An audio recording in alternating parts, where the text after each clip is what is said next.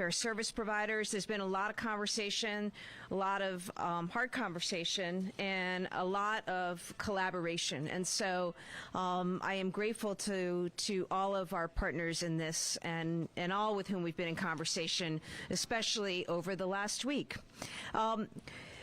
We're here today because we really don't have a choice. As you know, families continue to come into this country, continue to come into Massachusetts. And we have, over the last several months, opened up locations throughout the state, including large overflow sites around the state. We're also in about 90 communities utilizing our emergency assistance shelter program. We have right now about 7,500 families in Massachusetts housed through that program.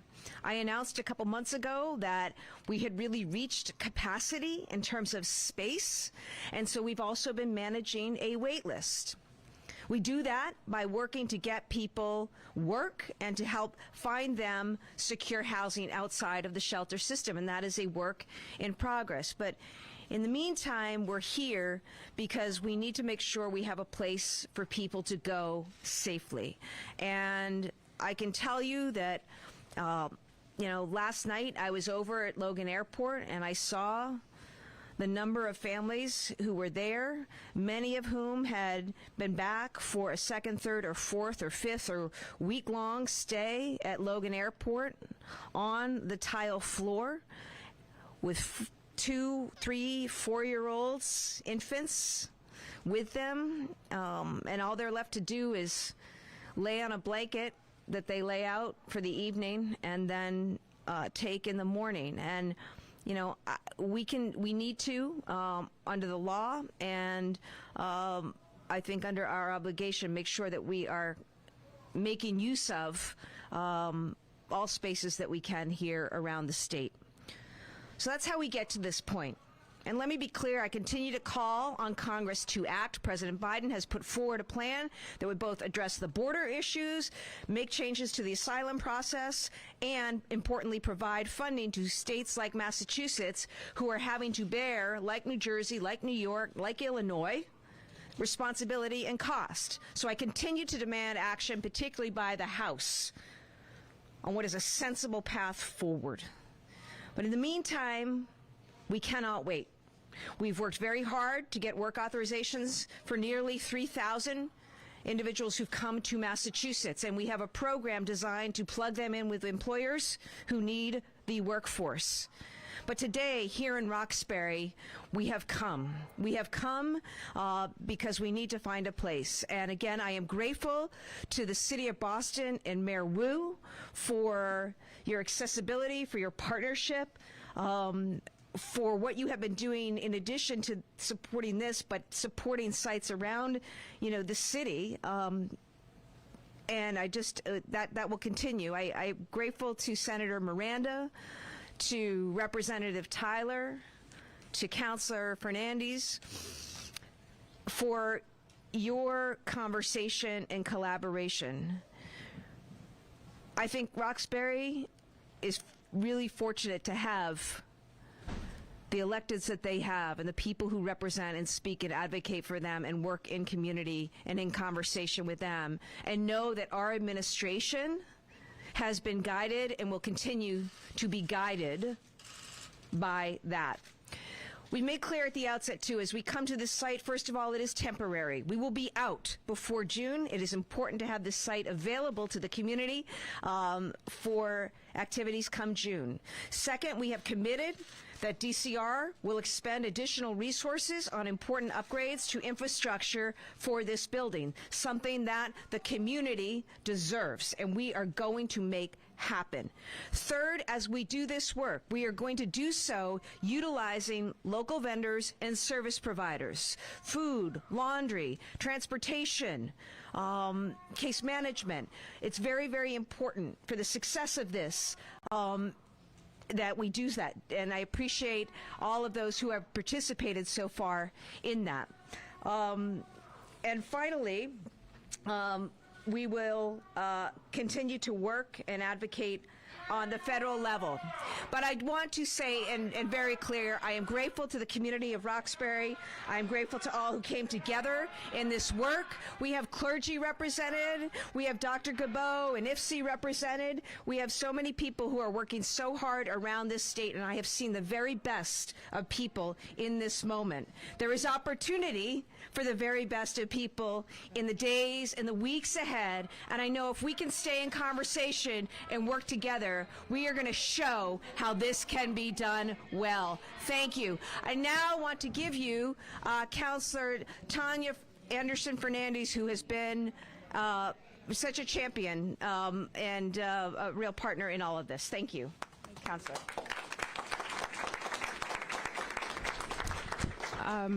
I'll try to be brief. Good afternoon, everyone. My name is Tanya Fernandez Anderson. I'll try to be brief. I do have a council meeting today. I'd like to start with bonsoir, mon peuple haïtien. Bienvenue à Roxbury.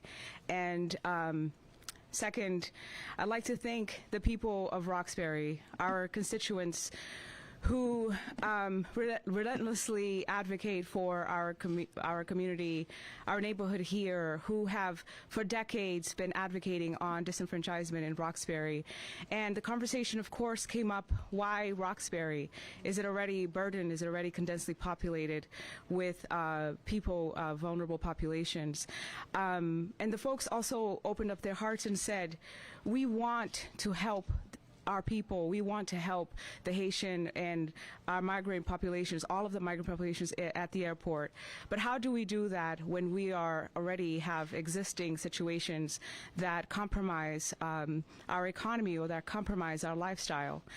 And so the conversation is difficult, and in that process, I met with our governor, Maura Healey.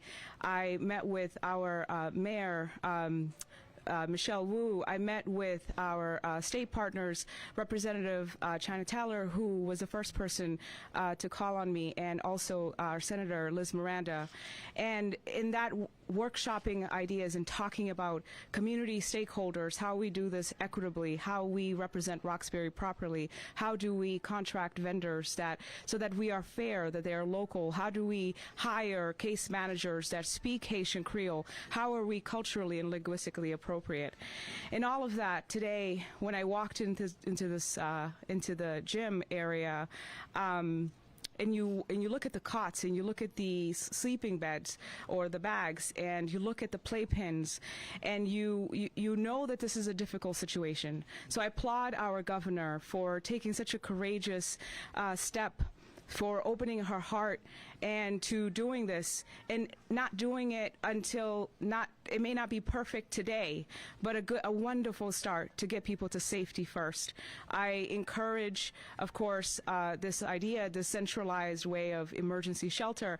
I worked 23 years in behavioral health and public health, and really understand that service is important, and the level of wraparound that we provide for these families are going to be extremely important. So I'm committed to following up with my constituents to ensure that not only is this process transparent, but that we are coming back to the table to converse about progress and look at how we are actually executing these services. So I want to say transparently today, we're human beings, and us, the elected officials, are people. We go through difficult conversations, and we don't always agree at first. And media, thank you for your transparency, and media comes in, and we have to then make it public. And in those conversations, sometimes it appears who's not getting along, or who's doing this and who is doing that. Today, I am absolutely encouraged and proud to say that these elected officials that stand behind me came together and worked as a team. We're not perfect, and it may not be agreeable at first, but here today you see teammanship, you see people coming together and creating a wonderful situation, hopefully to become a wonderful situation, a stable situation, a more permanent situation to permanent housing. I thank you for your time. I thank the Friends of of Melnia Cass, recreational friends of the Cass, as they say. I thank all of the clergies here today who are have participated, have been stakeholders, IFI and AFAB, all of the community stakeholders who have supported in ideas, our constituents who have emailed us about where are our programs going, where are our youth going, and for Mayor Wu to step up and say, yes, this is how government works. The governor's doing a very difficult thing, and trust me, I'm quite sure the governor knew that Roxbury was going to give her smoke. I'm quite sure that this is what it was, and she said, this is difficult, and it must be done, and that is leadership. Thank you so much.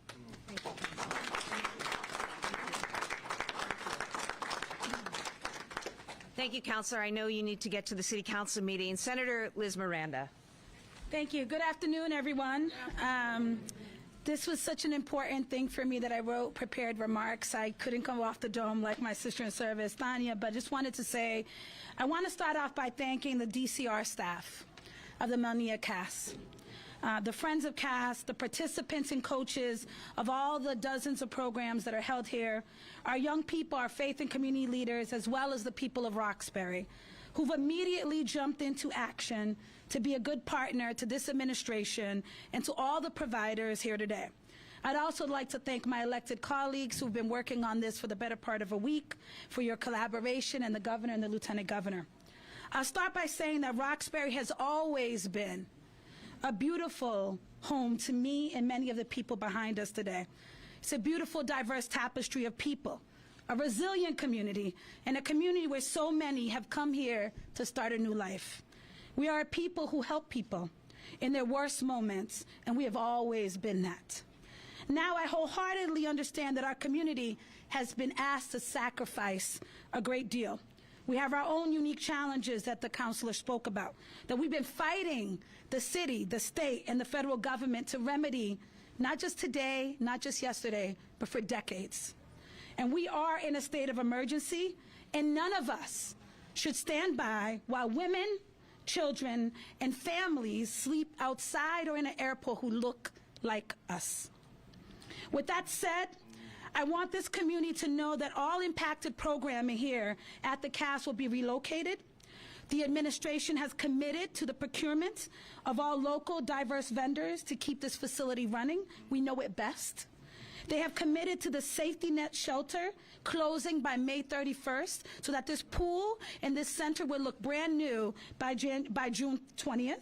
And they've committed to the necessary upgrades to this facility that we've been asking for as a former member of Friends of the Cass for decades plus. We can center humanity and the dignity of both our community here and the members in need and those in crisis, coming from political turmoil and violence that they had no choice but to run from.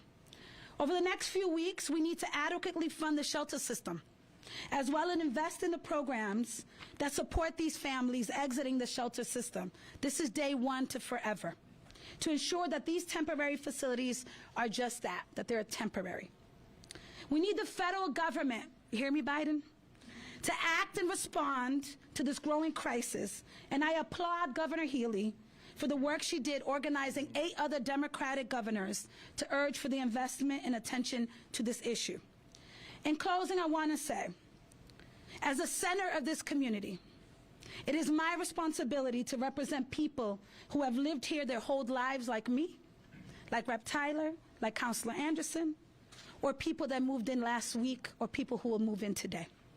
I truly believe that this community, the providers, the small businesses, our civic leaders, our faith leaders, our community leaders, and the administration can come together to make this smooth transition for this community and a safe place for those in crisis who seek shelter and safety. And lastly, Roxbury is doing their part.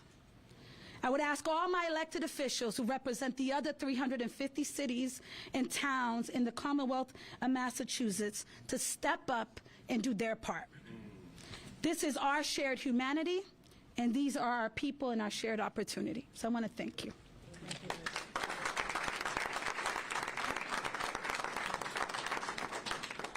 Good morning, everyone, or now afternoon. I am truly honored to be here, and I want to start by thanking you all for showing up to engage with us on this very important issue topic.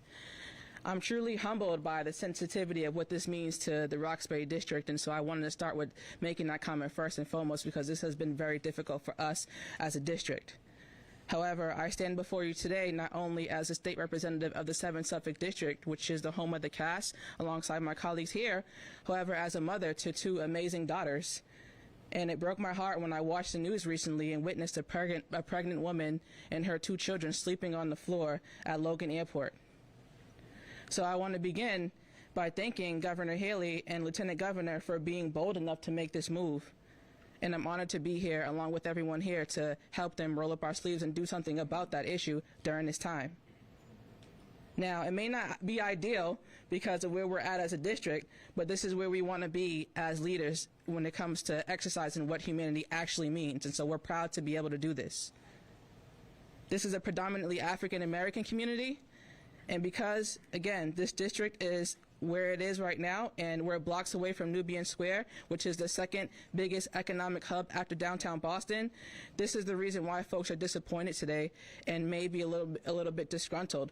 But again, having small businesses and local vendors be a part of this changes the narrative on making sure that folks like Fort Hill Bar and Grill and many other local vendors be a part of that. We're changing the narrative on making sure we stimulate the economic community here in Roxbury. So this is an all hands on deck situation. I'm very, very honored to be here, and I just want to again commend everybody for being here today, and I just truly am grateful to be a part of this situation. So thank you again.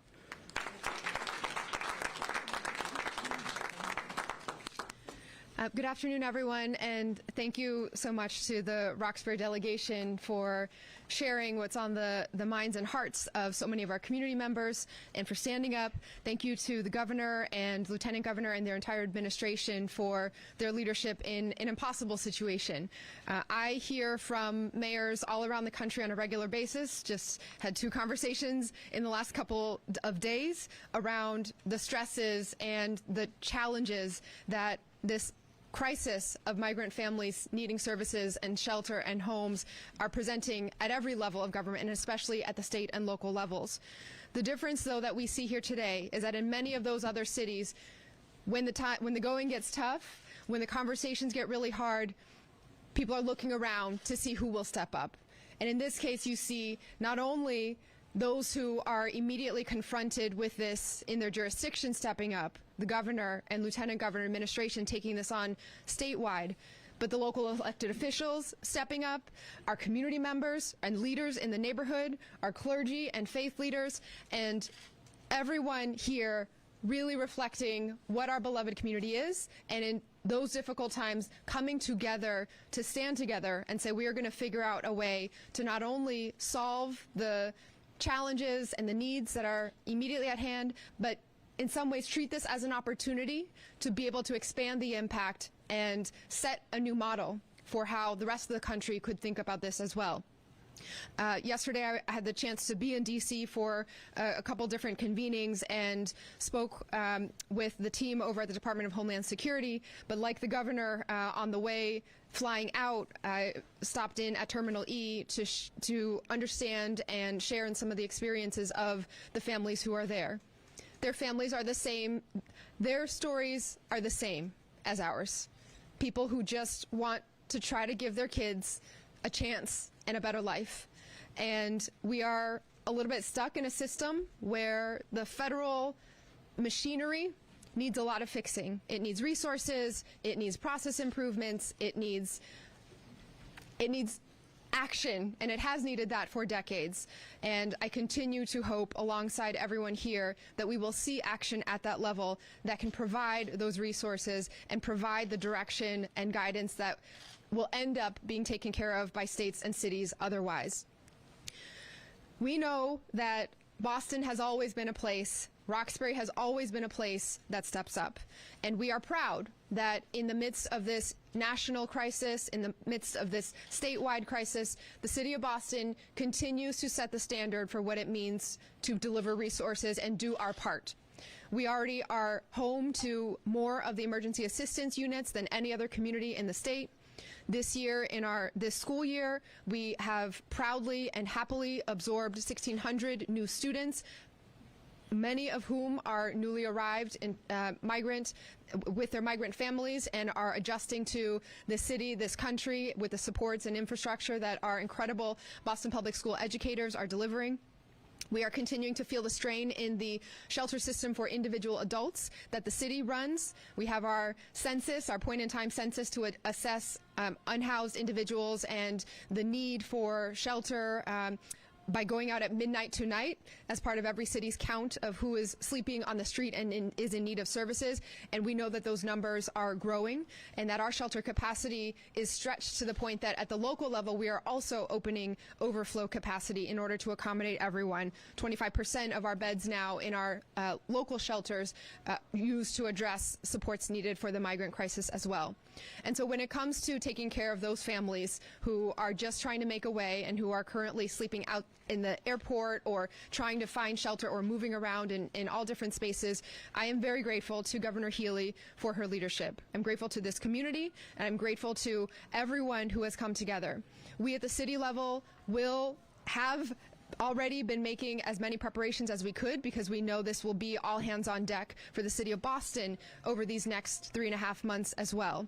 I want to thank members of our team who have essentially dropped everything to make sure we could be as prepared and ready to partner and be the very best partner that we can be.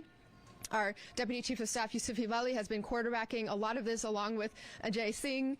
We have leaders from who have been addressing all different pieces to support and partner with the state. Our Chief of Human Services, Jose Masso, and BCYF Commissioner Marta Rivera have been nonstop working with Commissioner Arrigo and the state to help identify locations and work with the community to find homes for the programs that we know must continue that used to operate here at the CAS and to find space for the community members who might not have been part of the track club or a formalized program, but still need and deserve that space to be indoors when the weather is cold, and that work will continue until every single program and space is replaced. I want to thank those who have been thinking on the basic city services side.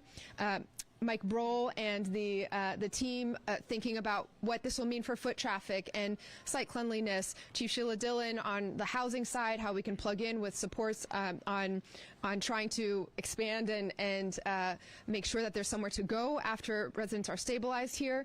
Superintendent Mary Skipper was here for our walkthrough earlier as well, because we know that with the young people here for now more than just a couple days at a time, we are planning to enroll them in the Boston Public Schools and make sure their education is as uninterrupted as possible.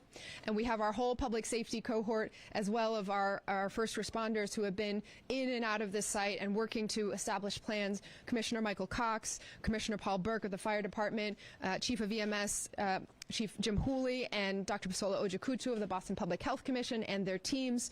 They have done a full walkthrough and worked with the state to identify the places where more fire alarms or the life safety systems needed to be tested and expanded. They have checked every inch of this building from a safety perspective and are prepared to ensure the safety of not just our residents who are here in the area, and we're going to minimize any kind of impact with traffic and this and that and access to public spaces, but most importantly, public safety for the families we will be welcoming here, and to ensure that their experience here represents what we know Boston means as a home for everyone and as a place where everyone belongs. So we will continue to be in close coordination with the state and with our entire delegation on all of those pieces that the city is uniquely managing and looking to support. And we, most of all, just want to say to the residents of Roxbury and all of the community members, we are here as a resource. This entire team is here to make sure that anything that you need in this period, throughout this period, after this center is returned to full community use, we are here on the ground, and any issue that you identify, please reach out. We will be partnering very closely to make sure it gets addressed.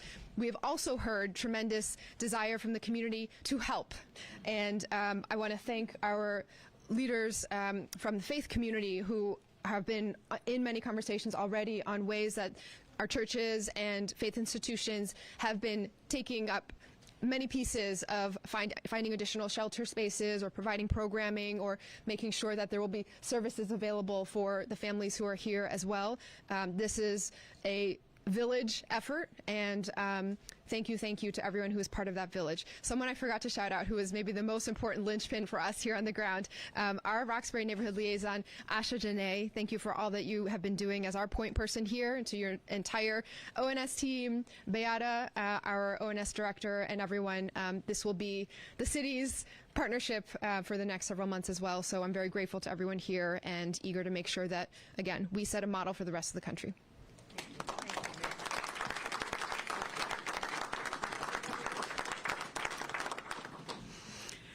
Good morning. Good morning. My name is Dr. Gabo with the Immigrant Family Services Institute, and I have to say that I'm very emotional at this time.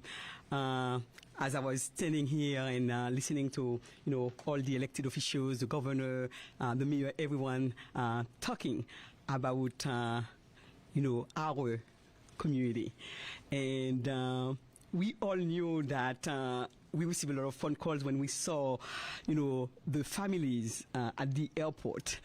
We knew that that's not the right place for them. And when children are asking, "Mommy, where are we going tonight? Where are we going to sleep?" It's a human crisis. And when all of us come together and to really support those families and to do the right thing, I mean, it means so much to those families. And today I am so grateful to the governor, to the mayor for really showing what it means to have courageous, compassionate, brave leadership. Because so often we are so afraid about the issues. We don't even want to attack. We don't want to try. But when we want to say, this is an opportunity for us to be better, this is an opportunity for us to be stronger, and knowing, the history of Haiti and the work that we have done as a village, always welcoming people, always, being there to share a meal. When we know that, we are very confident that the community here at Roxbury will do the right thing, welcoming the families with grace, with compassion. Because at the end of the day, I always say life is not about us.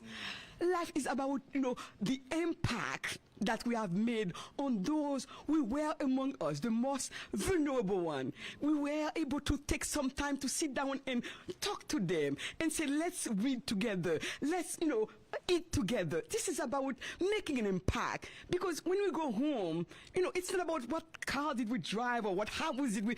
It's about what did we do? What impact did we have? And today, Governor Haley and Mayor Wu, I am so grateful, all of you, for you to take this risk. We know it's not easy. And I always say to my team, not easy doesn't mean impossible. All right? Because it's not easy, because it doesn't mean it's impossible. We can do it. And we can show the whole world that we can lead with grace. We can lead with compassion. So my entire team, my entire community is behind this movement. So whatever we need to do to support, to guide, we will do it. So again, let's put our hands together. Let's open up our hearts to those families. It's not either or. We can do both. We can do both, right? We can serve our community while welcoming others. And that's the right thing to do. So today I applaud you guys, all of the leaders, for doing the right thing. And again, we are going to be there to support and to guide. And I'm inviting all my church leaders. I'm inviting all of the community-based organizations, all individuals who are in this area to step up and come and say, what can I do? Because that's the question. How can I help? And when you do that, you will see the joy of being available, being able to serve, and being able to make a difference. Again, thank you so much for all you do, because those families who are here, they are my brothers. They are my sisters. I hold them very dear to my heart, because I know that they are here not because they chose to, but because they were forced to leave. So let's welcome them. Let's welcome them, and let's make a difference. Thank you so much.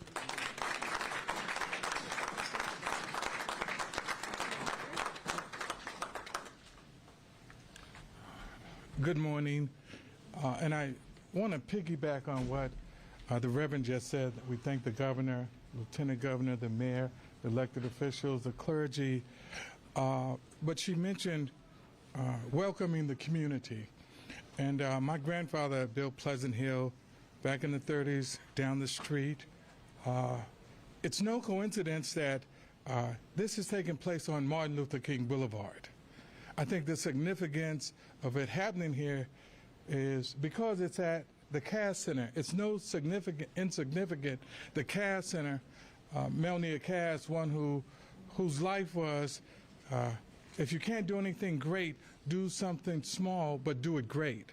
And so as we stand here on Martin Luther King Boulevard, Martin Luther King raised a question, the most persistent and urgent question is, what are you doing for others today?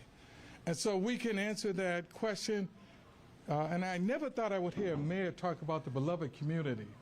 But the beloved community can answer that question. We are feeding those that are hungry, and we will house those that have no roof over their head.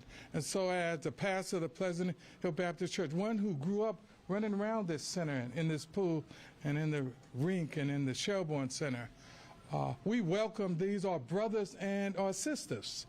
It's not as though they're, in the term migrant, they are our brothers and they are our sisters. And so we welcome them. And the faith community will do all we can to make sure that as Martin Luther King fought for the improvement of the quality of life, that their life and their quality of life is improved. And he said it's always timely to do what is right. And I believe that this beloved community is doing what is right today, and that we will stand up and do all we can as the beloved community to welcome our brothers and sisters to Roxbury in the state of Massachusetts. Thank you.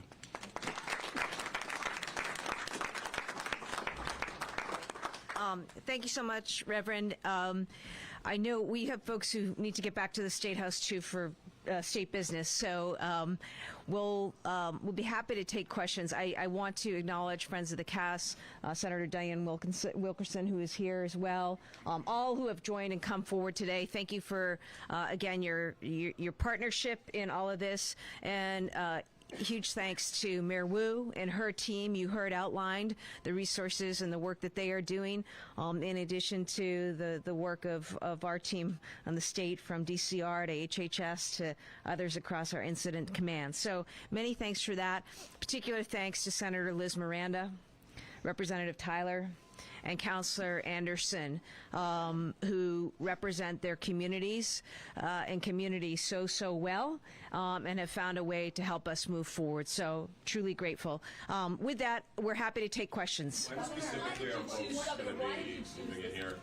When specifically are folks going to be moving in here? A little later today. We expect to begin with 75 folks today, more to follow in the days ahead, but that will begin today. Boston United's being displaced. What are you going to do for them? They've had a hard time getting practice time at another state-run facility, the Reggie Lewis Center. Suburban kids have taken precedence over there. What are you going to do for Boston United? So let me just talk about that for a minute. Something that has been a top priority for us in this work is to make sure that every program finds a new home on a temporary basis. There are a number of programs that run here, from tennis to futsal to pickleball to, yes, the track, and also in other things. We've got a number of seniors, too, who walk. Know that we have a list of every single program and how it is used in this building. And we have been working hard with the city, with others, over the last several days to relocate programming. We've been successful with some. We have a few more that we are working on. With respect to Boston United, we are looking at sites in the vicinity. We have a meeting later today and hope to be able to report favorably on that, but certainly making sure that the 100 to 200 kids who are part of the Boston United program, I know how important it is to our young people to have that kind of programming, to have that opportunity. And frankly, what I've seen and been heartened by is more people opening up their doors. So yes, we got the Reggie, and as you know, you alluded to, the Reggie's booked with a lot of activities for some time through March. But I'm confident, and I promise we will make sure that Boston United and all of the teams are taken care of so that there isn't that displacement. It is a temporary displacement, but I'm actually hopeful that good things can come of it, in addition to expanding, as the state is going to do, the resources coming to the CAS. Why not choose this particular site, and how much money are you dedicating for renovations here? What kind of, is that sort of a thank you to this community, and what kind of renovations? Well, the good thing, Beth, is, as you know, I appointed a new commissioner, DCR, with this new administration, and Commissioner Brian Arrigo. He already had worked in the budget and in capital planning to make sure that we were doing what Senator Miranda said had needed to be done here for a long, long time. So that is our commitment. Actual numbers, I don't know the actual numbers as I stand before you, but we will do whatever it is and what it takes to bring the kinds of resources that and the upgrades that this building deserves. In terms of why this location, we have been at it now for a year since we took office on this issue. As I say, we've identified sites in over 90 communities around the state.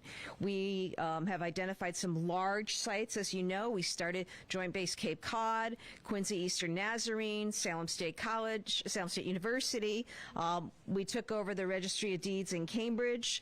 We've taken over hotels in Taunton and Revere and elsewhere, housing a number of individuals and families. But the need has continued even while we try to exit people from the shelter system. And so we had to look at what we had available here in Greater Boston, in Boston, and what we had available for potential assets to use. And we identified this one because we were able to identify it and also operationalize it. As you know, and I spoke to this, the mayor spoke to her experience, and others have as well.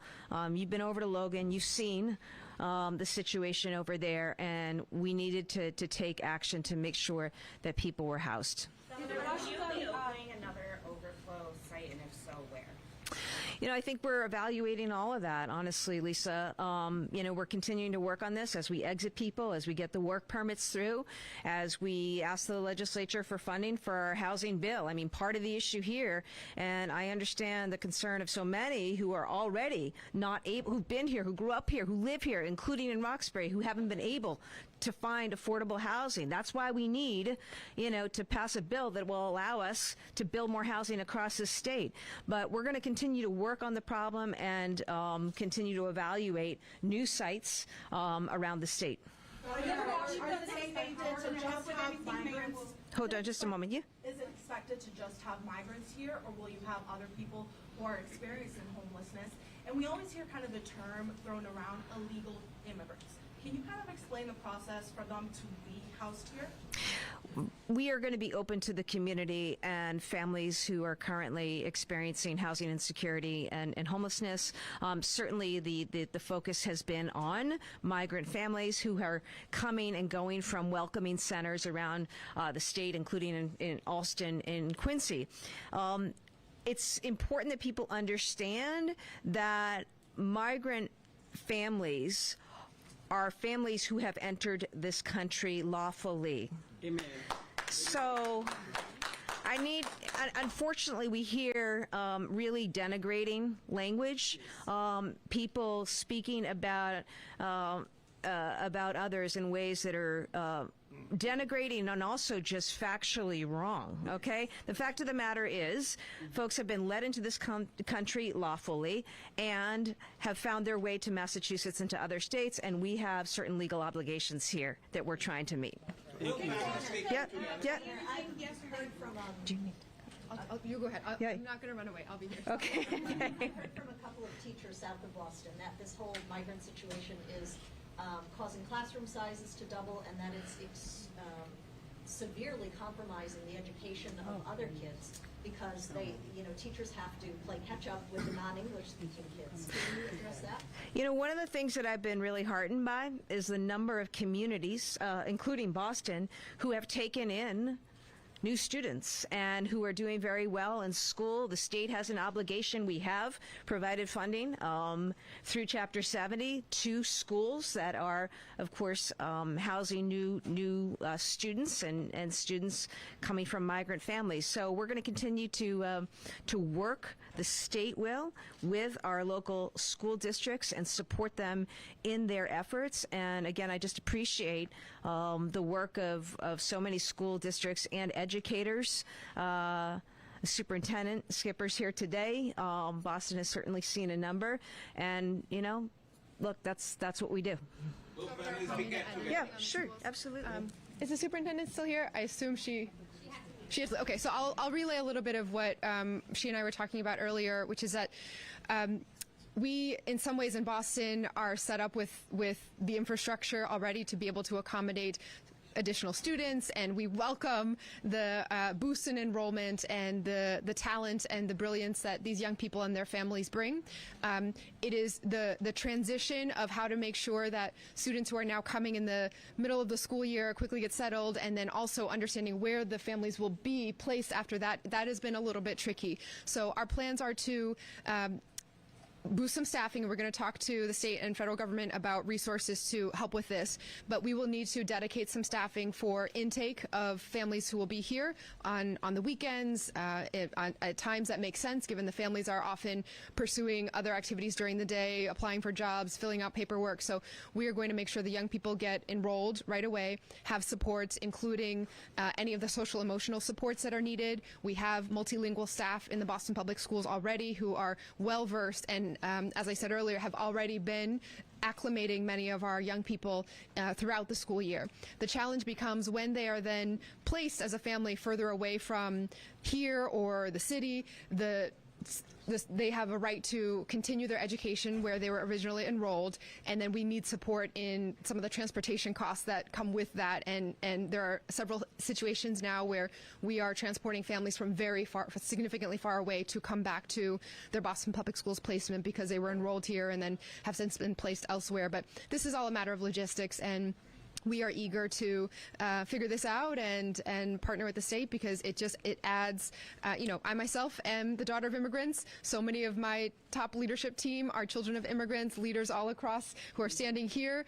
We know what these young people not only are capable of, but what they represent for our future and the leadership that they are going to be bringing and pouring back into us. Thank you, Mayor. Thank you, Mayor. Governor, on a separate note, this is the 9th day that school has been closed in Newton. At what point will the state step in? Well, I mean, obviously, we have been watching this closely, and, I continue to just call for a resolution here. Our students need it. Our parents need it. Educators need to be supported, and they also need to be back in the classroom. I know discussions are continuing, and I'll get an update, I know, when I return to the State House, but we need to see that happen. Is the state at the negotiating table? Well, the state is involved separately through the process outlined in law as mediator, but I hope we have an update and a positive one early afternoon or later today. Is there a drawing point? Is there a line? Thank you. Thank you again. You said 75 families today. What's the capacity? What's the capacity? Yeah, in terms of individuals. Oh, yeah, for this building, Steve? Okay, the capacity here at the CAS is 400. We expect to have 75 individuals people in today, with more to follow in the next couple of days. And we'll, continue to monitor the numbers here. Okay? Individuals. Thank you. Yeah. Yeah, absolutely. And look, in the interest of everybody's time, we can take more questions, but I'll answer this one and then step away.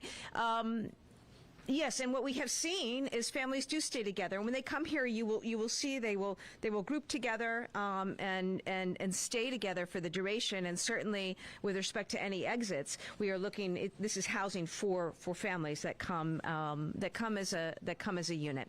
Thank you again for your time today. And Jillian Fenimore is here. If anybody needs me on anything, see Jillian. But many thanks to all of our speakers, and many thanks to all who worked to make today happen. Thank you. Yeah. Great.